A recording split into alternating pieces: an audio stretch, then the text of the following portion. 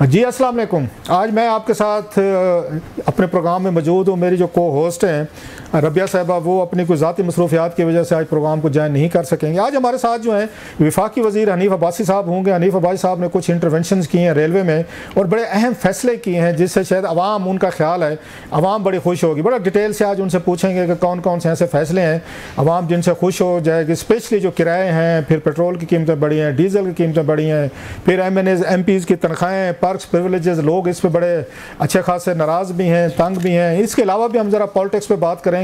2/3 majority की जो बातें हो रही हैं वो कितनी अच्छी हैं या कितनी उनमें से कोई पॉलिटिकल सिस्टम के लिए मसाइल पैदा हो सकते हैं, और भी बहुत सारे इश्यूज़ हैं। हमारे साथ इस वक्त ये फेडरल मिनिस्टर यहाँ पे मौजूद है हनीफ अब्बासी साहब, तो इनको हम ये वेलकम कहते हैं। बहुत शुक्रिया अब्बासी साहब, आपने हमें ज्वाइन किया।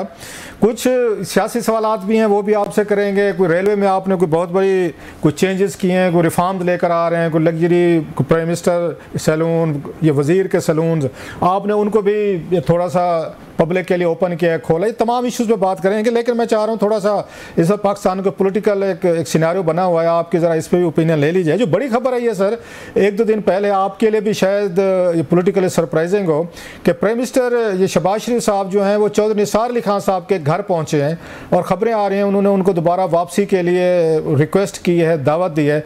तो ये खबर आपके लिए भी ये सरप्राइजिंग थी? आपको भी TV चैनल से पता चला या पहले से इल्म था आपको इस मूव का?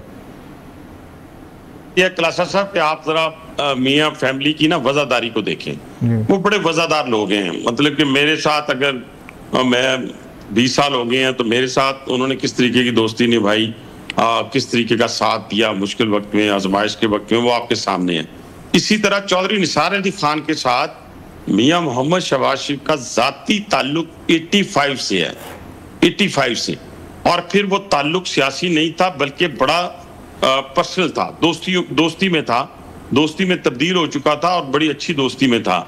और ये मेरी ना तो शहबाज साहब से इस बारे में बात हुई, ना मुझे कोई मेरे लिए सरप्राइजिंग था, ना मैंने पूछा कि आप क्यों गए, क्योंकि एक शख्स उनका इतना पुराना दोस्त, सियासी इख्तलाफात अपनी जगह, वो उसमें मैं ना चौधरी निसार अली खान पे कमेंट करूंगा, ना मैं शहबाज साहब पे कमेंट करूंगा। लेकिन जो मेरी अपनी गट्स फीलिंग है वो यही है कि वो, क्योंकि उनकी तबीयत ठीक नहीं थी, उनके बारे में खबर आ रही थी, तो उस हवाले से, तीमारदारी के हवाले से एक दोस्त के पास वजीर आजम साहब गए हैं। मैं तर्जमान की हैसियत से बात नहीं कर रहा, एक गट्स फीलिंग जो एक पॉलिटिकल वर्कर की है उस हवाले से बात कर रहा हूँ कि वो उनकी एक फूलों का गुलदस्ता लेके, एक जैसे कहते हैं खैर सिगाली का जज्बा लेके, अपनी पुरानी दोस्ती के हवाले से देखें, यही तो मियाँ फैमिली की पूरी फैमिली की एक रवायात चली आई हैं कि वो जो अपने साथ लोग रहते हैं या रहे हैं उनके हवाले से पता चलता है, अगर उनकी बीमारी के हवाले से, उनकी किसी मुश्किलात के हवाले से,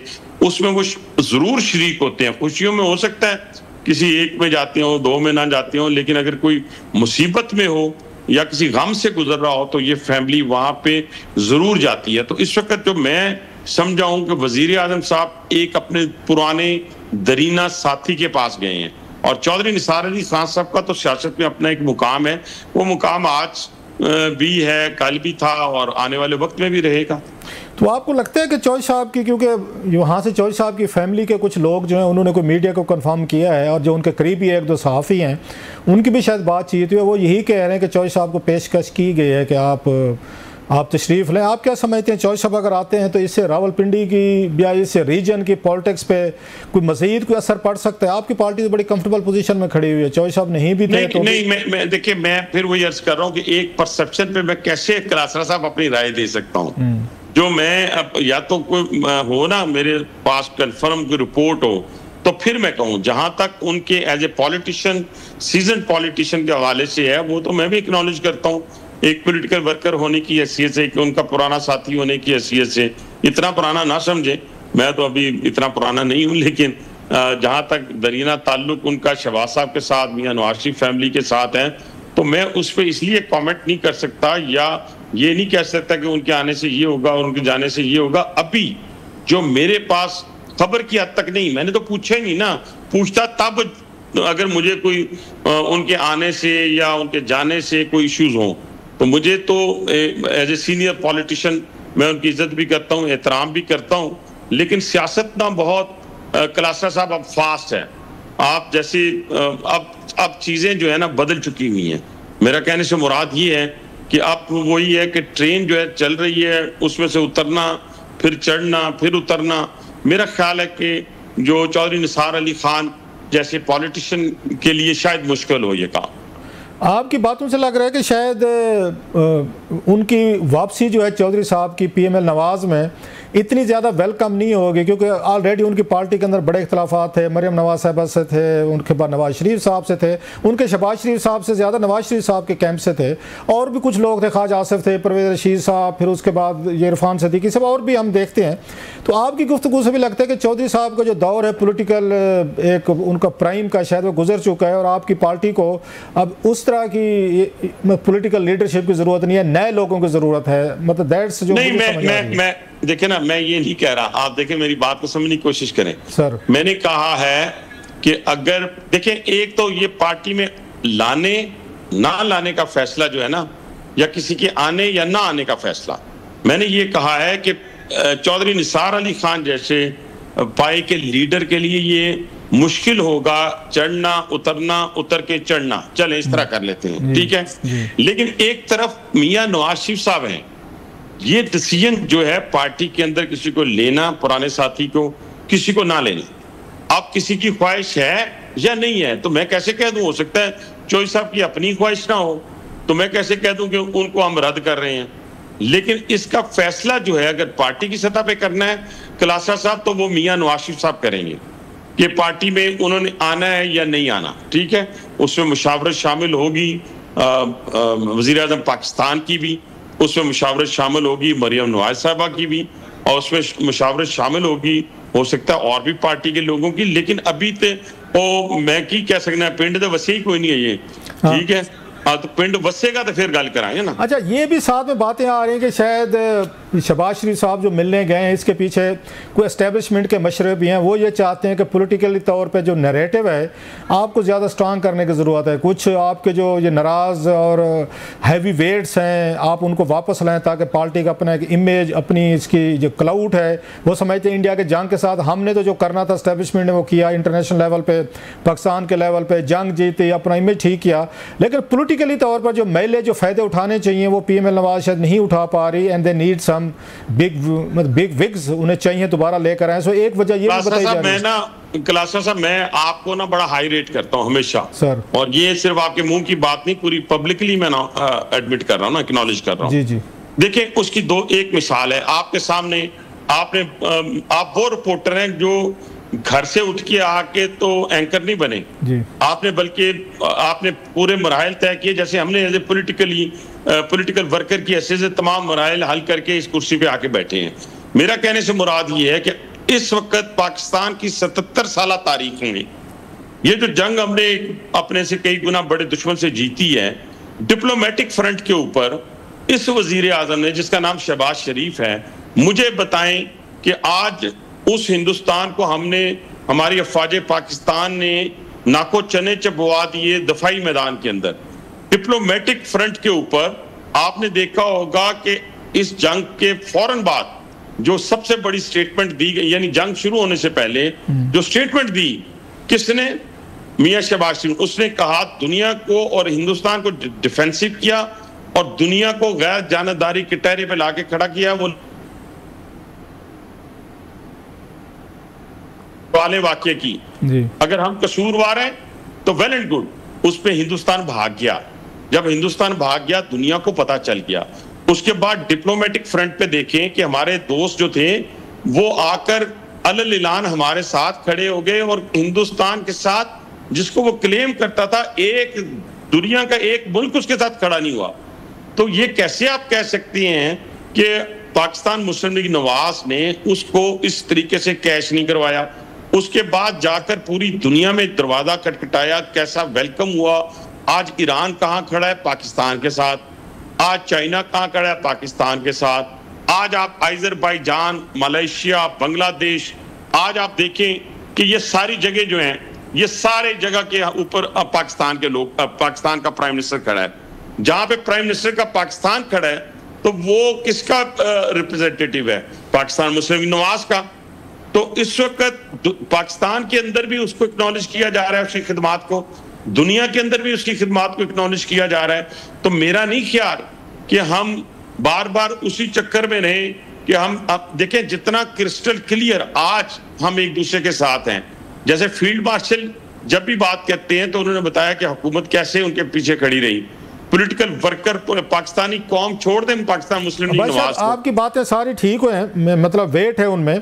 आप समझते हैं कि जो एक कंसर्न है, मेरा ख्याल है कि इमरान खान साहब का जो नैरेटिव है आपकी हुकूमत के खिलाफ या लोगों में इस्टेब्लिशमेंट के खिलाफ, आप समझते हैं बड़ी हद तक न्यूट्रलाइज हुआ है वार के बाद, या अभी भी वो वहीं पर खड़ा हुआ है? स्ट्रांगली यूथ या लोग जो हैं अपने आप को खान साहब के साथ ज़्यादा एफिलिएट करते हैं रादर देन तमाम अचीवमेंट्स के बावजूद जो आप कलासरा साहब, एक तो मुझे ना मादरत के साथ DGISPR का एक फिक्रा, मैं उन्हें कोट करूंगा, क्यों ना कोट करूं, फिक्रा ही बड़ा अच्छा लगा जी। अब वो तमाम यूनिवर्सिटीज में जाके कहती है, देखे ना कितने बदकिस्मत लोग हैं हम, कि इस वार के बाद भी मैं एक वाकया आपसे शेयर करता हूं कि एक जगह के ऊपर ना एक अपॉइंटमेंट हो रही थी, तो कुछ इसी नस्ल के लोग जो इस पाकिस्तान में भी मौजूद हैं, बाहर भी मौजूद हैं, तो उसमें एक रिटायर्ड ब्रिगेडियर साहब की अपॉइंटमेंट थी। तो वहां पे बैठे हुए एक दो अफराद ने कहा जिनका ताल्लुक किसी पार्टी से, जो कहती थी कि पाकिस्तान को मार पड़ेगी तो ये दूसरा मुंह भी आगे कर देंगे और ये नूरा कुश्ती है, और पता नहीं क्या क्या अल्फाज इस्तेमाल किए गए, आपको याद होगा। मैं अलीमा खान साहबा ने कहा था, अलीमा खान साहबा ने कहा उस वक्त कहा, फिर जो लीडर ऑफ द अपोजिशन ने तकरीर की वो भी आपके सामने, तो वो कहने लगे, वो आप ये इन्हीं के लोग, मतलब इन्हीं के ज़हन के लोग कहने लगे हर जगह इन्हीं को ले रहे हैं। मैंने कहा भाई मेरी बात सुने, अगर इस दुश्मन के मुकाबले में दुश्मन ने टेस्टर लगाया था, अगर हमारी फौज पाकिस्तान जो है वो मुकाबला न करती तो आज हम हिंदुस्तान के तसल्लुत में होते। वो गजा के चक्कर में था, यानी इजराइल बनना चाहता था इस खित्ते का। वो आप देखें कि आपके शहीदों ने क्या मुकाबला किया, आपके जवानों ने क्या मुकाबला किया, आपके छोटे छोटे बच्चों ने शहादतें दी। और एक देखिए दुनिया एक्नॉलेज कर कौन है भी, अगर डोनाल्ड ट्रंप की बात करें तो उसने आपके फील्ड मार्शल को कहा, और डोनाल्ड ट्रंप की खासियत ये है, मैं तो फॉरेन पॉलिसी का कोई मास्टर नहीं हूं, लेकिन जो मेरी असेसमेंट है कि डोनाल्ड ट्रंप ताकतवर आदमी को पसंद करता है। पता नहीं इसमें आप में से किस हद तक जो है वो इत्तेफाक करें। ठीक कह रहे हैं, उनका उसने देखा कि एक शख्स ने अपने से कई गुना बड़ी ताकत को फजाइया में भी और मैदानी मुकाबले में 22 के करीब हमने इनकी चौकियां जो हैं हिंदुस्तान की जो कैप्चर की हैं, ऑक्युपाइड की हैं। जी थोड़ी सी ब्रेक लेते हैं और फिर ब्रेक के बाद आपके पास हाजिर होते हैं। जी वेलकम बैक। भाई साहब एक और भी आ रही है कि इस वक्त हमारे पास एक पॉलिटिकल प्राइम मिनिस्टर हैं, प्रेसिडेंट हैं, पार्लियामेंट है, डेमोक्रेटिक सिस्टम है। तो नाकदीन तो ये भी कह रहे हैं कि जनाब की मुलाकात जो है ट्रंप साहब से वो तो प्राइम मिनिस्टर, प्रेसिडेंट या इनको करनी चाहिए थी रादर दैन फील्ड मार्शल साहब जो हैं उनको ट्रंप साहब ने इनवाइट किया, पाकिस्तान की पॉलिटिकल लीडरशिप को इनवाइट नहीं किया। आप इसको कैसे ये भी तो तारीख लिखी गई ना, ये भी तो तारीख लिखी। एक तो पहली बात या तो हो ना कि पॉलिटिकल एलीट में प्रेसिडेंट, प्राइम मिनिस्टर और फील्ड मार्शल इन्होंने अलग-अलग जंग लड़ी हो, इस तरह तो नहीं हुआ। जंग तो इकट्ठी लड़ी है पूरी कौम ने। मेरी बात कट गई, पख्तून ने लड़ी पीछे, पख्तून ने, पंजाबी ने, सराइकी ने, कश्मीरी ने, सिंधी ने, बलोच ने, वो तो सारी कौम पीछे खड़ी हो गई ना। पोठवारी भी गिनते जाए सर, पोठवार भी बहादुर लोगों का खित्ता है सर। पटवार का खित्ता है, शहीदों का खित्ता है, ठीक है जी, सारे लोग खड़े हो गए। अब ये भी तारीख लिखी गई ना कि 77 साल तारीख हमारी है और पता नहीं कितने 100 साल की तारीख अमेरिका की है कि उनके प्रेसिडेंट ने भी आज तक किसी चीफ ऑफ आर्मी स्टाफ को बुला के इतनी इज्जत नहीं दी। तो आखिर भाईजान को वजह तो होगी ना। तो हमारा फील्ड मार्शल था ना, वो इजराइल का फील्ड मार्शल या हिंदुस्तान का तो नहीं था, वो हमारा फील्ड मार्शल था जिसने मैदान में आकर, देखिए मैं फील्ड मार्शल कहते हुए फख्र महसूस प्राउड फील कर रहा हूँ, जिस बंदे ने फ्रंट से जंग लड़ी है। हम पॉलिटिकल वर्कर हैं, इसी पाकिस्तान में घर में बैठ के लोग फील्ड मार्शल बन गए थे, खुद ही फील्ड मार्शल बन गए थे। यहाँ तो पार्लियामेंट ने यहाँ एक्नॉलेज किया, उनको सेकंड किया, उनकी खिदमात को, यहाँ कैबिनेट ने सेकंड किया, एक्नॉलेज किया, प्रेसिडेंट ने एक्नॉलेज किया, प्राइम मिनिस्टर ने किया, पूरी कौम ने किया। और जो वो आप कह रहे हैं ना कि जी वो पीटीआई का वो जो खुमार या फलां या ढींग, अब मैं बाकियों की तो बात नहीं करके यहाँ पे आया हूँ अपना लाहौर में जी लाहौर में आया हूँ। तो मैं सिर्फ बैठा तो नहीं रहा, आम ट्रेन में सफर किया, मैंने सिलोन नहीं साथ लगाया, तो मैं एक एक डब्बे पे गया। फिर मैं जब स्टेशन पे उतरा तो हजारों की तादाद में लोग मौजूद थे, मैं लोगों में गया तो कोई ना कोई हमारी वहां पे लोग हमें मतलब क्योंकि थोड़ा सा हमारी खिदमात को, हमारी इस वक्त डिप्लोमेटिक फ्रंट के ऊपर, दफाई मैदान के ऊपर, इकोनॉमी के हवाले से आप ब्लूमबर्ग की रिपोर्ट से लेके बाकी तमाम जो इकोनॉमी को मॉनिटर करने वाले इंस्टीट्यूशंस हैं, कलासा साहब, उनको देख लें कि वो कह रहा है कि पाकिस्तान जो वो तरक्की की तरफ गामजन है। तो ये तो मैं नहीं कह रहा। तो ये सारी चीजें आहिस्ता आहिस्ता समरात उसके आना शुरू हो गए हैं और इंशाल्लाह ताला। आपने इकानमी की बात की तो आज ही लोग थोड़े से बल्कि अच्छे खासे नाराज़ हैं। पेट्रोल और डीजल की कीमत 11 रुपए से 12-13 रुपए वो बढ़ गई है। इसका इकानमी पे तो असर आएगा। जो महंगाई का कहा गया था कि उसकी रेशो कम हुई है, ग्रोथ जो हो रही थी, आप समझते नहीं। बिजली का भी कहा जा रहा है कि जनाब के ये गैस के बिल जो बढ़ाए गए, 50% गैस का रेट बढ़ाया गया, उससे भी 1 रुपया बिजली पर यूनिट बढ़ेगी। इधर से पेट्रोल और डीजल की प्राइसेस बढ़ेंगी। तो जो इकनॉमिक रिलीफ की बात हो रही थी तो ये तो दोबारा हिसाब किताब बराबर हो गया। It's back to square one. लोग दोबारा महंगाई में ना। अब पेट्रोल की जो कीमत है वो मैंने तो या इस्लामाबाद में प्राइम मिनिस्टर ने तो तय नहीं करनी, वो तो इंटरनेशनल ही होनी है। ईरान इजराइल जंग का फर्क तो पड़ा ना, लेकिन अब हालात नॉर्मल होना शुरू हो गए हैं। मुझे लगता ये है, देखें जैसे पीटीएम की गवर्नमेंट लेने में हो सकता है हमारी पार्टी के अंदर से भी बड़े इख्तलाफात थे, बाहर से भी लोगों ने कहा क्यों लिया, लेकिन लीडर तो वो होता है जो मुश्किल हालात में चीजों को संभाले। उसने डिफॉल्ट से आके निकाल दिया। अब उसके बाद दुश्मन से लड़ाई आई, उसमें अल्लाह ताला ने फतह दे दी। तीसरी बात, डिप्लोमेटिक फ्रंट पे दोस्तों को अपने साथ लेके चल पड़ा। अब इन्हीं हालात के अंदर ये जो मैं नहीं समझता कि ये पेट्रोल की कीमत ज्यादा देर तक कायम रह सकेगी और हो सकता है इस खित्ते में एक बड़ी तब्दीली की सूरत में बहुत बड़ा रिलीफ पाकिस्तान को मिलने जा रहा हो। कुछ जरा उसका बताएंगे रिलीफ का, जो आपने थोड़ी सी मिस्ट्री रखी है कि किस तरह का रिलीफ मिल सकता है। लोग जब मैं ये नहीं कह रहा, देखिए फिर एक तो सनसनी मैं नहीं फैला सकता, लेकिन मैं अपनी इंफॉर्मेशन की बुनियाद पे बात कर सकता हूँ कि बहुत जल्द हो सकता है कि खित्ते में ऐसी सूरत पैदा हो जाए। जैसे अभी ईरान देखे ना, ईरान के यहाँ से आप देखिए हिंदुस्तान और ईरान की आपस में बड़ी अच्छी दोस्ती थी, लेकिन जब ईरान के अंदर से मुसाद के और रा के एजेंट पकड़े गए तो उसमें पाकिस्तान आईएसआई के एजेंट तो नहीं पकड़े गए ना।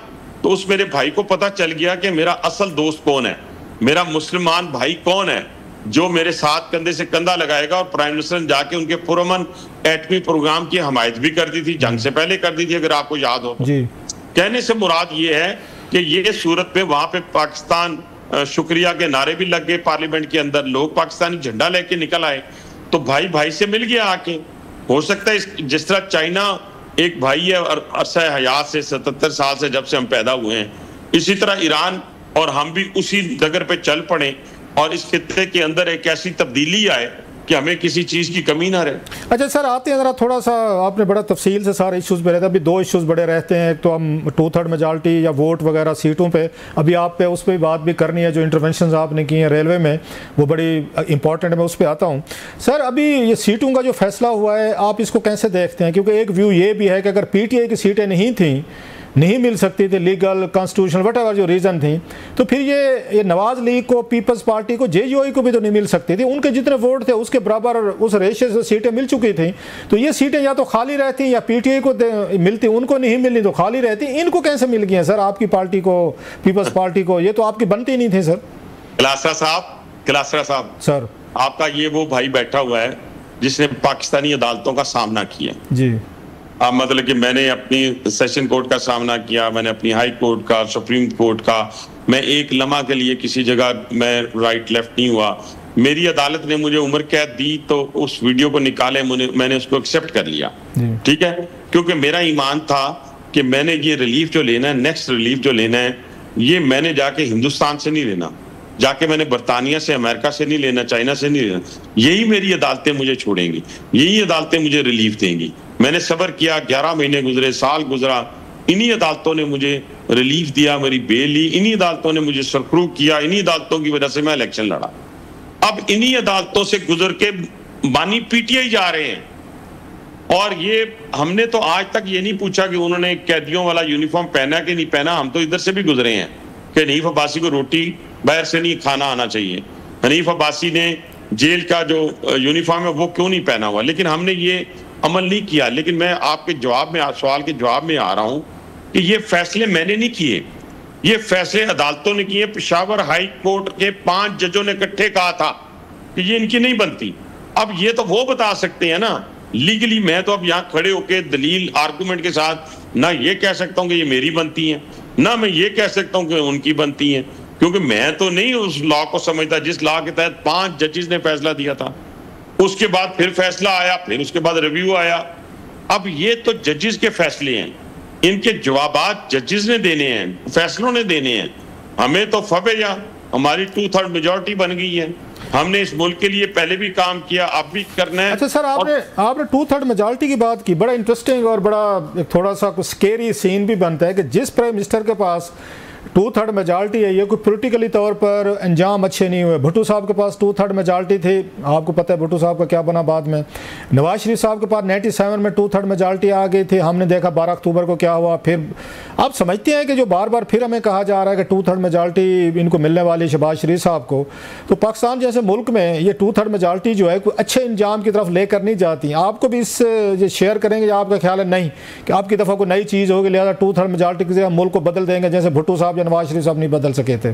नहीं, मैं ये नहीं कह सकता। वो आप शख्सियात बहुत बड़ी बड़ी शख्सियात थी, उनको किसी तरीके से पाकिस्तान की सियासत से आप किसी तरीके से भी माइनस या दूसरा लफ्ज कि उनकी किसी भी बात को हम ये नहीं कह सकते कि वो अच्छी नहीं थी। अब इन हालात में मौजूदा वजीर आजम की सूरत में, मौजूदा वजीर आजम की पॉलिसीज की सूरत में, इस वक्त मुल्क जिस जगह पे चल पड़ा है उस सूरत में ये 2/3 मेजॉरिटी पाकिस्तान की फलाह बहबूद, पाकिस्तान की प्रोग्रेस, मतलब कि इसकी प्रॉस्पेरिटी के लिए इस्तेमाल होगी। ठीक है जी, ये 2/3 मेजॉरिटी किसी सूरत भी पाकिस्तान के लिए इंशाल्लाह नुकसानदेह नहीं होगी, या 2/3 मेजॉरिटी के अगेंस्ट कोई डिसीजन ऐसा नहीं आएगा जो पाकिस्तान की इस वक्त तामीर और तरक्की में रुकावट बन सके। तमाम लोग वो जो कहा करते थे ना एक पेज पे जाने के लिए बड़ी अक्ल और शऊर रखना पड़ता है, उसके लिए कुर्बानियां भी देनी पड़ती हैं, अना की, अना परस्ती की, और फिर पाकिस्तान को नंबर 1 पे रख के सोचना पड़ता है। आज कोई माई का लाल ये बात जब करता है ना जी, आप देखें हम दुनिया में पहले भी हम जाते थे, हमारे अहल जाते थे, रिश्तेदार जाते थे, कलासा साहब। आज जब हम खलीज ममालिक में जब उतरते हैं या हमारे रिलेटिव उतरते हैं, या इस तरह के आप मिडल ईस्ट से लेके अपना सेंट्रल एशिया तक, तो आपकी बल्ले बल्ले हो रही है। इवन यूरोप के अंदर लोग मान रहे हैं। भाई साहब, आपने बात की कि 2/3 मेजॉरिटी की कि उससे चीज़ें बेहतर होती हैं। आइडियली तो यही कंसेप्ट होता है कि आप अक्सरियत के साथ आते हैं और चीज़ें ठीक कर देते हैं, लेकिन वही वाली बात इंडिया में हमने देखा, मोदी साहब के पास भी 2/3 मेजॉरिटी है, वहाँ पे भी बहुत सारे स्टेप्स, इकदाम लिए गए जो इंडियन सोसाइटी को जिन्होंने हल्ट किया, बिकॉज उनके पास ब्रूटल मेजॉरिटी थी।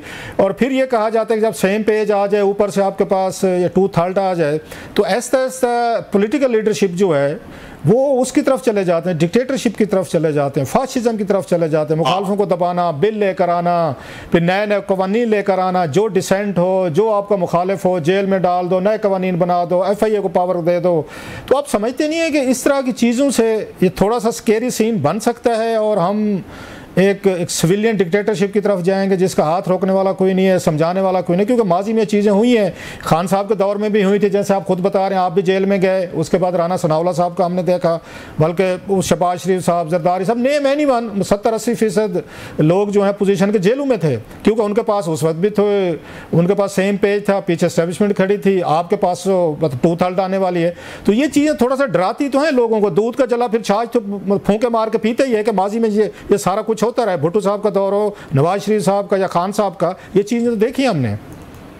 देखिए क्लासा साहब, पहली बात तो ये है कि आप ये ज़हन में रखें कि हर बंदा जो है ना वो अलग-अलग वेरी करता है। यानी मैं अगर हूं तो मैं 5 भाइयों में से डिफरेंट हूं, मेरे 2 भाई और अपने तबीयत के हामिल हैं, बाकी 2 नीचे और हैं।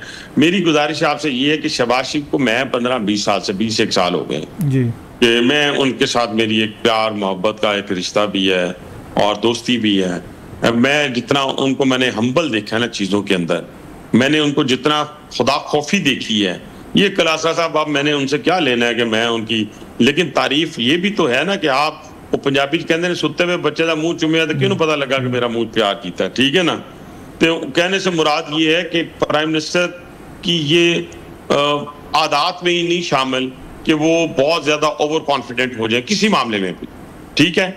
या देखिए ना, उसका आगाज ही अल्लाह ताला से डरने से होता है और फिर रात गए तक मखलूक की खिदमत में होता है। मैं नहीं समझता कि वो किसी सूरत भी इस 2/3 मेजॉरिटी में किसी के साथ जुल्म, ज्यादती या इस तरह का कोई भी अमल जो है उसका हिस्सा बनेगी।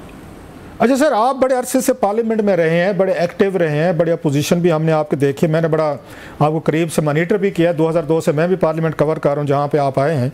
आपको क्या लगता है ख़वातीन की मखसूस सीटें, जो मैं सबकी नहीं बात कर रहा, अच्छी भी ख़वातीन मखसूस सीटों पर आई हैं, बड़ा डिलीवर भी किया है, बोलते भी बड़ा अच्छी हैं, लेकिन क्या ख्याल है कि ये जो इतनी सारी सीटें दी गई इन्होंने इंसाफ किया है, या जितने पॉलिटिशियन थे, मोस्टली मैं सबकी नहीं बात कर रहा, वो घर से ही अपनी ख़वातीन को लेकर आए, अपनी बेगमात को, बच्चों को, बेटी को? यहाँ पे मैं आपके साथ इत्तेफाक करूंगा। यहाँ पे पहले भी इत्तेफाक ही किया, आधा इत्तेफाक किया, आधा आपको अपनी राय दी है, इख्तिलाफ कहीं नहीं किया सर। मैं हमेशा 100% अपने नजदीक वो शख्स रखता हूँ अपनी सियासत के अंदर, अफसरान भी वो पसंद हैं जो अपराइट हों, जिनका एक माजी हो, जिनको मतलब जिनको हर काम के हवाले से, अपने काम के हवाले से अबूर हासिल हो।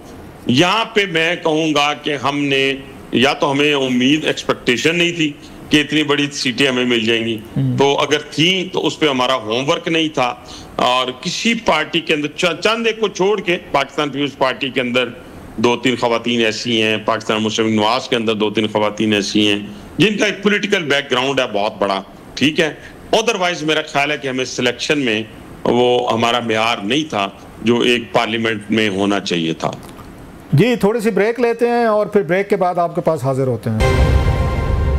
Welcome back sir. एक और, अभी जैसे आज पेट्रोल गैस की बातें हो रही थी, आपको लोगों पे बोझ आएगा, बर्डन आएगा, साथ में लोग देखते हैं कि वजीरों की तनख्वाहों में इजाफा हो रहा है, MNAs MPs का इजाफा हो रहा है, 500-600 रुपए के डेवलपमेंट फंड रखे जा रहे हैं जिनके बारे में उनका कहना है, शायद खकाना भाई साहब का, कि जनाब 30% कमीशन ले लिया जाता है। आवाम जब देखती है कि गैस की कीमतें बढ़ गई, पेट्रोल डीजल भी बढ़ गया, लेकिन अपनी तनख्वाहें बढ़ा ली हैं। पहली बात, दो चीजें मैं गुजारिश करूंगा सर। कलासा साहब, ये 30% कमीशन जो है ना जी, मैं उस अल्लाह को आदर नादर जानकर कहता हूँ, मैं तकरीबन पिछले 20 साल से MNA समझे ना, अगर MNA नहीं भी रहा तो मुझे, मेरा प्राइम मिनिस्टर था, मेरा चीफ मिनिस्टर था 5 साल 13 से 18 तक, ठीक है ना जी, तो वो मेरे पीछे खड़े था, बड़े बड़े प्रोजेक्ट्स किए। ये तो पता नहीं दुनिया के किस कोने में, पाकिस्तान के किसी और कोने की बात तो मैं नहीं कसम दे सकता, अपनी दे सकता हूँ, ठीक है ना जी। और फिर दूसरी बात ये है कि अंगूर खट्टे हैं। देखे ना, जब आप खुद डिलीवर नहीं कर सकते या डिलीवर नहीं किया तो आप दूसरों को जो कर रहे होते हैं उसको भी आप रास्ते में रुकावट बने और कहें जी, शायद भाई साहब का कह रहे हैं कि खुद डिलीवर नहीं कर सकते। मैं देखिए, मैं इस तरह की नहीं, मैं हर उस पॉलिटिशियन को, राइट, तो पॉलिटिशियन आप मुझसे पूछे ना तो फिर सारा प्रोग्राम आपका खत्म हो जाएगा कि नीफ अब्बासी बता रावलपिंडी में क्या किया। इस्लामाबाद तो मेरा हल्का भी नहीं था, आपने मुझे काम करते हुए देखा है। ये ग्रीन बसेस आप मेरी लाई हुई है, मैं इसका पायनियर था, बड़े बड़े ब्रिजेस का मैं पायनियर था, ठीक है जी। मेरा कहने से मुराद ये है, हॉस्पिटल्स बड़े बड़े, RIC है, RAU है, सारा कुछ है। मेरा कहने से मुराद ये है कि जो शख्स भी, मैं उनकी बात नहीं कर रहा, जो शख्स भी जो है वो अगर खुद नहीं ना डिलीवर कर सका तो वो दूसरों को भी कहेगा कि ये खराबी है। मेरी कहने से मुराद ये है कि अगर सैलरीज बढ़ी हैं, किसकी कितनी बढ़ी हैं, नहीं बढ़नी चाहिए थी, बाकी लोगों की भी बढ़नी चाहिए थी, आम लोगों को रोजगार मुयस्सर आना चाहिए था। क्या इसके ऊपर कोई, मेरे प्राइम मिनिस्टर ने जो इस वक्त लीड कर रहा है मेरी पार्टी को, क्या कोई कसर छोड़ी है?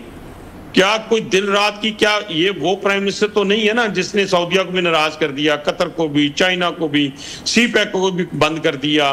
कोई बंदा जो है वो राजी नहीं, कहते ये थे कि ईरान को मैं जानता हूँ। लोग ये कहते हैं, वो ये कहते हैं कि जनाब के सारा बर्डन हम पे शिफ्ट हो जाता है। हमें भी तो लगे ना कि हमारा प्राइम मिनिस्टर, हमारे वजीर, हमारे MPs, MNA, मुशीर, जो हमारे टैक्स के पैसे पे जिनको सारा हम दे रहे हैं, जो हमारे से वोट लेके पावर में आते हैं, तो उन्हें भी तो कहीं पे थोड़ा सा हमारे साथ शेयर करना चाहिए। सर कलासरा साहब, पहले तो आप ओवरऑल पूरा देख लेना कि आपके फाइलर कितने हैं जी। मैं ना सबसे ज्यादा, आपको तो नहीं, आपका तो सैलरी पे कट जाता है। नहीं, मैं देता हूं सर, टैक्स सारे रिटर्न जमा कराता हूं, अच्छा खासा बिग टैक्स। क्या हो गया, मैं आपको तो सेकंड, आपको तो मैं अप्रिशिएट कर रहा हूं कि आपका तो सैलरी में अच्छा भला कट जाता है, मैं ये कह रहा हूं। लेकिन भाईजान चौक में खड़े होकर टैक्स की वो बात करता है जो 2 रुपए टैक्स नहीं देता। नहीं ना, थोड़ा सा वेरी हम्बली अबाज साहब, ये तो जीएसटी जो आपने लगाया हुआ है वो तो पानी की बोतल पे है, माचिस पे है, तेल पे है, नमक पे है, वो तो हर गरीब बेचारा, आपका स्टाफ, आपके घर का डोमेस्टिक हेल्पर भी दे रहा है जीएसटी 18%, मैं दे रहा हूँ, आप भी दे रहे हैं, इंडायरेक्ट तो दे तो रहे हैं ना भाईजान। ये मोटरवे पे हर कोई टैक्स देता है, हर जगह पे टैक्सेस हैं सर। भाईजान सुने, मैं इनडायरेक्ट टैक्सेस के खिलाफ हूँ और उसकी भरमार है। मैं जरा पूरी बात कर इवन रेलवे की टिकट पे भी आप उस पे टैक्स देते हैं, हर चीज पे तो बंदा टैक्स दे रहा है। मैं जो अर्ज कर रहा हूँ सर, हमारा अब भी ये सारा कुछ करने के बावजूद जो डायरेक्ट टैक्सेस है ना, वो हम भागते हैं, मेरे समेत सारी दुनिया भागती है। ठीक है सर, मैं सिर्फ कहने से मुराद ये कहता हूँ कि हमें टैक्स नेट को बढ़ाना चाहिए ताकि आम लोगों को रिलीफ मिल सके। उन पे बार बार हम टैक्स, जब तक टैक्स नेट नहीं बढ़ता तो उस वक्त तक तो इनको तनख्वाहें, पैक्स एंड प्रिविलेजेस नहीं बढ़ाने चाहिए ना। यही तो आवाम चाहती है कि हम अगर मुश्किल में हैं तो हमारे वजीर, हमारे वजीर आजम, हमारे एमपीज, पहले बात किया कि मेरा वजीर आजम तो ना सैलरी लेता है, तो ना ही आपसे कोई अखराजात में उसका किसी लेकिन उनके हुक्म से सर तनख्वाहें और ये चीजें तो बढ़ती हैं सारी की सारी। जो ये पार्क्स मैं उसको इतना तनख्वाहें बढ़ने को मैं ज्यादा जस्टिफाई नहीं कर सकूंगा आपके सामने, जितना भी मैं उसके हक में दलाइल दे सकूं कि यार उनकी भी, उन्होंने भी काम करना है, उन्होंने भी फलां करना है। मैं समझता हूँ कि जैसे मैं रेलवे में आया तो मैंने आके महसूस किया, मैं एक दिन सिलोन पे लाहौर गया, मैंने कहा यार मैं इसका मुझे जस्टिफाई नहीं करता, इसलिए नहीं करता कि रेलवे प्रॉफिट में नहीं है, रेलवे के ऊपर से डॉलर नहीं गिर रहे हैं। तो मैंने नेक्स्ट टाइम पैसे दे के टिकट लेके मैं संडे को यहाँ पहुंचा, आते ही फैसला किया कि 5 सिलोन है, 5 सिलोन आवाम के लिए खोल दो ताकि कम से कम लोगों को ये तासुर जाए कि हम कोई अलग मखलूक नहीं है। और ये अगर किसी ने देने, इस पे मैं अभी इसी पे आ जाते हैं क्योंकि आपका ये बहुत एक बड़ी इंटरवेंशन है जो आपने की है, पहले नहीं थी। पहले ये बताएं, आवाम सुनना चाहेगी कि जब आप ट्रैवल करते हैं, आपकी फैमिली के यार दोस्त और दीगर जो ऑफकोर्स जब मिनिस्टर बन जाते हैं तो हर कोई यही तवक्को रख के बैठा होता है कम से कम मेरी तो टिकट नहीं होगी। आप खुद रेलवे पे टिकट के ये पैसे देकर सफ़र करते हैं या एज ए मिनिस्टर जो आपका प्रिविलेज है उसके तहत फ्री ट्रैवल करते हैं? देखिए जी, मैं आपको पहले बता लूं कि मेरा एक ट्रैवल पे मैं नहीं कर सकता। जो फर्स्ट मैंने ट्रैवल किया अपने सिलोन पे, जिसका मैं राइट रखता था, उसके बाद मुझे एहसास हुआ कि मुझे इस पे सफ़र नहीं करना। अब मैंने अपने टिकट से, और मुझे मेरे से ना मेरा कोई रिलेटिव अभी तक फ्री टिकट ले सका है, ना मेरा कोई दोस्त ले सका है, ना मेरा कोई कोलीग ले सका है। मैंने किसी को कोई फ्री टिकट, और ये सारा रेलवे तो आपको कहते नहीं है, आपको पता है हमारे वोटर तो ये कहते हैं यार दोस्त, घर वाले, फैमिली, नहीं, वो आपको कहते नहीं कि आपके वजीर बनने का हैरान हो जाएंगे। आपके वजीर बनने का क्या फायदा अगर भाई हमें मुफ्त में टिकट मिलता है? आप कलासा साहब आप हैरान हो जाएंगे। मुझे अच्छे बड़े 5-7 पॉलिटिशियन ने, डिफरेंट पार्टीज ने मतलब कि अप्रोच किया। ठीक है, मैं पहले समझा कि शायद मतलब कि हमें ये जो टिकट्स हैं मिल नहीं रही, तो जैसे हमें जहाज में टिकट ना मिल रही हो तो मैं कहता हूँ अच्छा यार आप किसी को क्या कि मुझे टिकट तो दिला दें, तो उसका मतलब ये थोड़ी होता है कि मुफ्त टिकट दिला दें। तो पहले तो मैं समझे नहीं, पहले तो यही समझा मैं, लेकिन मैंने उनको किसी किस्म का, पंजाबी में कहते हैं, लारा नहीं लगाया। अच्छा, मैंने उन्हें फौरन जवाब दिया क्योंकि मैं छुप नहीं सकता था ना उनसे। मैं कोलीग से कैसे छुप सकता हूँ या किसी अपने भाई से कैसे छुप। मैंने उन्हें कहा भाईजान मैं, अच्छा फिर मैं ये भी कहने लगा कि मैं अपने पैसों से ले देता हूँ, तो फिर मैं रुक गया। मैंने कहा इन्होंने कहना ले दे, इन्होंने कहना इसलिए कौन से अपने पैसों से लेना, इसलिए रेलवे वालों को कहना है। तो मैंने कहा सर ये जिस दिन मैंने किसी को दिलाई, अपने बेटे को, अपने बच्चों को मुफ्त, तो फिर मैं सबसे पहले आपको दिलाऊंगा भाईजान, ये मैं नहीं कर सकता। ये जवाब दे दिया। ठीक है ना सर। इस तरह अभी देखे ना, मैं आपसे तो नाराजगी नहीं हुई कोई, क्योंकि सियासतदान तो इस तरह या सहाफी या हल्के के लोग तो हक समझते हैं आप पे। आप देखे ना, मेरे सहाफी भाई भी हैं, मुझसे बार बार डिमांड, हम लोग आम चीजों को आउटसोर्स कर रहे हैं जी। अभी 9 ट्रेन आउटसोर्स कर चुके हैं। अब जिस प्राइवेट बंदे को मैं ट्रेन दूंगा, उसमें कार्ड वो कैसे इस्तेमाल होने देगा? उसकी ट्रेन में उसने तो प्रॉफिट कमाना है ना, उसने तो हमें देना है। फर्स्ट क्या, उसने साल का मुझे 80 करोड़ लिखा हुआ है कि देना है, तो उसने तो 80 करोड़ से ऊपर कमाएगा तो उसकी कमाई आएगी ना। एक मिसाल है, 9 ट्रेन में आउटसोर्स कर चुका हूँ, 11 ट्रेनें मैं मजीद आउटसोर्स करने जा रहा हूँ। फ्रेट ट्रेनें में अपने हाथों से चीजें निकाल रहे हैं हम।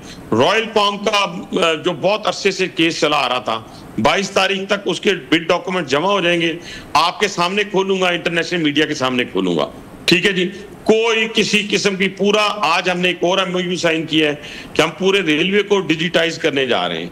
आप अपने मोबाइल से टिकट बुक करेंगे आसानी के साथ, आप अपनी ट्रेन को ट्रैक कर सकेंगे आसानी के साथ। हम अपने जो एम्प्लॉयज हैं उनका देख सकेंगे, क्योंकि मेरी मजदूर यूनियन से तमाम से बात हुई है। लोगों को शिकायत ये भी रहती है टाइम वाली के ट्रेनें जो लेट होती हैं सर, उसके लिए भी कोई आपने कोई ऐप वगैरह इजाद किया है कि वो ट्रैक कर सकें कि टाइम पे ट्रेन, क्योंकि आप खुद आप भी बाहर जाते हैं, हम भी जाते हैं, वहाँ पे तो मुमकिन ही नहीं है कि किसी कोई बस स्टॉप पे या ट्रेन जो है वो उसमें लेट हो। पाकिस्तान के बारे में तो सारे आपको पता है, हमें पता है कि इसका टाइम टेबल जो है वो कभी शायद कोई 2-4 ट्रेनें ठीक टाइम पर चलती हैं, बाकी तो नहीं चलती। देखिए मैं तो वही अभी आपको कहा है ना कि ट्रैक माई ट्रेन, आप जाएंगे तो आप अपनी ट्रेन जो है वो ट्रैक कर सकेंगे। 2 घंटे लेट है, 3 घंटे। अच्छा, असल इशू हमारा लेट होने का ये है क्लासा साहब, हमारे पास ट्रैक जो है ना वो बन गया है। अब जाके हमें हौसला हुआ है पंजाब हुकूमत लाहौर रावलपिंडी के ट्रैक के लिए, पंजाब के लाहौर से पोर्ट अब्दू, नारोवाल, कसूर, मियांवाली या फैसलाबाद के लिए वो 8 रूट्स और ये रूट मिला के कुछ 350 अरब की इन्वेस्टमेंट करने जा रहा है, जिससे आपको लाहौर और पिंडी का फासला 2 घंटे में तय हो जाया करेगा। वो चीज हमारे ये तो सर बड़े आपके वो हैं स्टेशन हैं, लेकिन ये भी अभी खबरें आ रही थी, वीडियोस भी देखें, नारोवाल वगैरह या इन साइड पे ट्रेनें कम हुई जिस पे लोग जो हैं वो छतों पे ट्रैवल करते हैं। बांग्लादेश और इंडिया में तो हमने इस तरह के सीन देखे थे, पाकिस्तान में बहुत कम थे कि लोग जो है मेरे पास छत पे ट्रैवल कर रहे हैं सर। मेरे पास बहुत ज्यादा पैसेंजर है, मेरे पास फ्रेट ट्रेन का गाहक बहुत ज्यादा है, यानी सामान की नकलो हमल के लिए बहुत ज्यादा मतलब मेरे पास डिमांड है। ना मेरे पास वैगन्स हैं, ना मेरे पास कोचेस हैं। मेरे पास जो कोचेस हैं वो जर्मन कोचेस हैं, 1960 लगा लें, 72 लगा लें, 73 लगा लें। अब 200 कोचेस मेरे पास high speed 160 kilometre per hour चल नहीं सकेंगे इस ट्रैक पे। 100 वो 46 पहले भी शामिल हैं। 200 कैरेज फैक्ट्री इस्लामाबाद में बन रही हैं, जो इंशाल्लाह अनकरीब आहिस्ता हमने, अब मुझे याद पड़ता जनरल मुशर्रफ साहब के दौर में भी, जब वो जनरल काजी साहब थे उस वक्त भी 200 के करीब बोगीज और इंजन लिए गए थे। बाद में भी हमने देखा कि वहाँ पे मुख्तलिफ आर्टिस्ट पीपल्स पार्टी दौर में भी किए गए थे। आप बता रहे हैं कि आपके पास कोचेज या वो वगैरह कम है। ये तो माजी में बहुत सारे हम लोन लेके चाइना से लेते रहे हैं, जिनके 1-2 स्कैंडल भी आए थे, आपको याद होगा। नहीं तो ये तो माजी में हमने लिए थे। नहीं, कोचेज के हवाले से हमारे पास यही वाला है 200 कोचेज। ये 2021 में शुरू हुआ था प्रोजेक्ट। फिर आपको पता है इनकी जो हुकूमत थी उसमें तो काम करने का शौक ही नहीं था इनको। फिर आके हमने इसको रिव्यू किया। अब हमारे पास 20-30 चाइनीज सुपरवाइज कर रहे हैं ट्रांसफर ऑफ टेक्नोलॉजी के तहत। कभी कहेंगे तो आपको कैरी फैक्ट्री लेके जाएंगे, उसमें से 28 कोचेज हम इंशाल्लाह 19 तारीख को बिजनेस ट्रेन नई बना रहे हैं, फुली डिजिटाइज होगी लाहौर से कराची के लिए। तो इस तरह हम अपने फ्लीट में शामिल करते जाएंगे। लोकोमोटिव्स आए थे जिनकी तरफ आप इशारा कर रहे हैं, जी जी, ये उस वक्त खरीदे गए थे मुशर्रफ दौर में खरीदे गए थे जी, और बहुत कम अरसा चलने के बाद वो आप भी बंद पड़े हैं। उसको स्क्रैप करके बेचा जा रहा था, मैंने आके उसको रोका है। उसके लिए मैं अब इंटरनेशनल टेंडर करने जा रहा हूँ कि लोग आए खुद इन्वेस्ट करें। मैं तो इन्वेस्ट नहीं कर सकता, पाकिस्तान रेलवे इन्वेस्ट नहीं कर सकता, वो उसको ठीक करवाएं और हमें किराए पे दे। अहम बात की है वो जो चाइना से हमने लिए थे जनरल मुशर्रफ साहब के दौर में, कोचेज, इंजन, लोकोमोटिव वगैरह सारे, वो मेरा ख्याल अच्छा खासा बड़ा लोन था। तो आप बता रहे हैं उनको स्क्रैप करके बेच रहे थे, जो आपने रोका है, तो वो लोन हमने रिपे कर दिया है वो चाइना वाला जिसका सामान अभी हम स्क्रैप करके बेच रहे थे? जी, वरना तो हम ना उसको किसी को हाथ लगा सकते थे, वो हो गया, वो लॉन्च होने वाली कहानी खत्म हो गई थी। लेकिन हमने ये फैसला किया है कि वो 69 के करीब लोकोमोटिव्स हैं, उनको हम इंशाल्लाह ताला पब्लिक प्राइवेट पार्टनरशिप के तहत उसमें इन्वेस्टमेंट करवाएंगे और खुद ही उनसे किराए पे ले लेंगे, बजाय हम नई इन्वेस्टमेंट करेंगे। अच्छा, ये हमने इंडिया में देखा, दीगर भी इसमें मुल्कों में, इंडिया में स्पेशली रेलवे को बहुत आगे ले गए हैं। वो उनकी डॉक्यूमेंट्रीज हैं, आपने भी यकीनी तौर पर उनके मॉडल देखे होंगे। उन्होंने बहुत सारे रेलवे स्टेशन है उनको अपग्रेड किया। आपने कोई इस तरह के कोई आपने भी ट्रेन बनाई है? अगरचे आपको टाइम बड़ा कम हुआ, अभी वजीर बने हुए हैं, कुछ आपने रेलवे स्टेशन पुराने थे उनको रेनोवेट किया हो, कि ट्रेनें दोबारा शुरू करने की कोशिश की गई हो, क्योंकि बहुत सारी ट्रेनें बंद कर दी गई थी। और जैसे आपने कहा कि लोग ट्रेन के जरिए सफ़र करना ज़्यादा आसान लगता है, कोई इस तरह का प्रोजेक्ट भी है, या सिर्फ आप समझते हैं बड़े स्टेशन लाहौर रावलपिंडी के दरमियान आप इंटरवेंशन करेंगे? What about the remote areas, और स्पेशली जो बलूचिस्तान में इश्यूज आ रहे थे वो के हल हुए हैं सर आपके वहां पे? देखिए, जाफर एक्सप्रेस को फौरी तौर पे चलाना चंद दिनों के अंदर, इतने बड़े वाकये के बाद जी, ये पाकिस्तान रेलवे और सिक्योरिटी फोर्सेस को क्रेडिट जाता है। उसके बाद बोलान एक्सप्रेस, इसके बाद खुशहाल खान खटक जो आपके ML2 से गुजर के जाती है, अटक से बक्कर मियांवाली, ये 6 साल से बंद थी। लाहौर से सियालकोट, नारोवाल सियालकोट 12 साल से बंद थी। मूसा पाक मुल्तान से डेरा गाजी खान पिछले 6 साल से बंद थी। फिर इसी तरीके से हम अब बहुत और भी, अभी आप ज़हन में रखें कि पाकिस्तान रेलवे की जो अपलिफ्टिंग है, ये पाकिस्तान की तरक्की पाकिस्तान रेलवे की अपलिफ्टिंग से मुंसलिक है। ये मैंने प्राइम मिनिस्टर ऑफ पाकिस्तान को बताया। जो इंडिया की बात की, उन्होंने इस साल 7 खरब रुपया रखा रेलवे के लिए, 3 खरब रोड्स के लिए। हमने क्या रखा? 22 अरब रुपया रेलवे के लिए, 328 अरब रुपया सड़कों के लिए।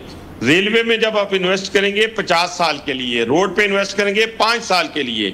पाकिस्तान की रीजनल कनेक्टिविटी की बात करें, पाकिस्तान से वजीर आजम का विजन है कि हम उज़्बेकिस्तान जाएं। ये मुश्किल सा सवाल होगा, क्या इसी वजह से जो आपने बड़े खूबसूरत फैक्ट्स फिगर दिए हैं, क्या इसी वजह से सड़कों पे ज़्यादा इन्वेस्टमेंट की जाती है? इन्हें वे के चलें, वहाँ से जो इल्ज़ाम लगते हैं कमीशन मिल जाते हैं, और रेलवे के ट्रैक्स बनाने में, चीज़ें करने में उस तरह के कमीशन नहीं लिए जा सकते। So that's the reason more focus is on सड़कें रादर दैन ये ट्रेन के जो फ्रेट वाला बता रहे हैं, फ्रेट ट्रेनें चलें, पैसेंजर ट्रेनें चलें, लोगों के लिए, मुल्क के लिए बड़ा अच्छा हो।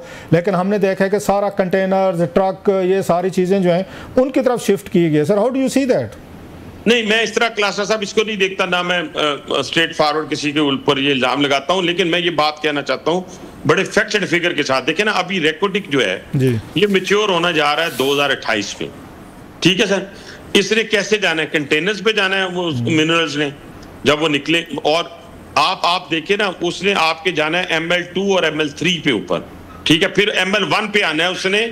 ML1 का वो हिस्सा जो कराची से रोड़ी का है, वो इतना पैथेटिक है कि आप ट्रेन चलाना वहां पे नामुमकिन है। आपको पता है, मेरे से ज्यादा पता है। मैं ये कहना चाहता हूं कि आपने थरकोल में हमने लाइन बिछानी शुरू कर दी है, लेकिन वो लाइन तो हमारी नई बन रही है 105 किलोमीटर की। लेकिन जब उसने ML1 पे आना है रोडी वाले सेक्शन के ऊपर, तो वो फिर वहां से मूव कैसे करेंगे आप उसको? फिर हम कहते हैं हमने उज़्बेकिस्तान जाना है। हमने एक लास्ट क्वेश्चन, आपने बड़ा ये तफसील के साथ मेरे और बड़े हौसले के साथ मुश्किल सवालों के जवाब दिए हैं। ये चाइनीज़ जो हमें उसमें सपोर्ट दे रहे थे कि उस कराची से लेकर पेशावर तक की वो बना कर दे रहे थे, तो उसके बारे में भी हमने देखा चाइनीज़ जो हैं वो पाकिस्तान आने से वो घबरा रहे थे। बल्कि अब तो वीडियो कॉल्स पर वो कह रहे थे हम सपोर्ट देंगे, ऑन ग्राउंड नहीं आते, क्योंकि सिक्योरिटी के मामला आते हैं, दीगर इशू हैं। और अच्छा खासा बड़ा बिग प्रोजेक्ट था। और ये भी बताया गया था कमेटी में, मीटिंग में मैं वहाँ मौजूद था स्टैंडिंग कमेटी में, कि वो तो बजट ही नहीं रख रहे रेनोवेशन का, आपके ट्रैक्स का, इन चीज़ों का, क्योंकि वो कहते हैं हमने तो इनको प्राइवेटाइज करना है, या ML1 बन रहा है तो फिर हमें ज़रूरत ही नहीं है कि हम इन पे जो पुराने ट्रैक्स हैं उन पर कोई इन्वेस्टमेंट करें, जिसकी वजह से हादसे भी बढ़ गए। कोई इस इशू की तरफ भी आपकी तवज्जो गई है सर? पहली बात तो ये कि चाइना हमारा बहुत दरीना प्यारा, और इस जंग में भी आपने देखा होगा कि उसकी टेक्नोलॉजी ने और उस टेक्नोलॉजी के ऊपर बैठे हुए हमारे सवारों ने क्या किरदार अदा किया, उसके ऊपर तो कोई डाउट ही नहीं है। लेकिन जहां तक पाकिस्तान रेलवेज के साथ ताल्लुक की बात है, इसके इम्प्लीमेंटेशन की बात है, तो उसके ऊपर हम ये नहीं कहते कि चाइना ने हाथ खींच लिया, चाइना नहीं करेगा। उससे भी हम जितनी एक्सपर्टी है उससे लेंगे।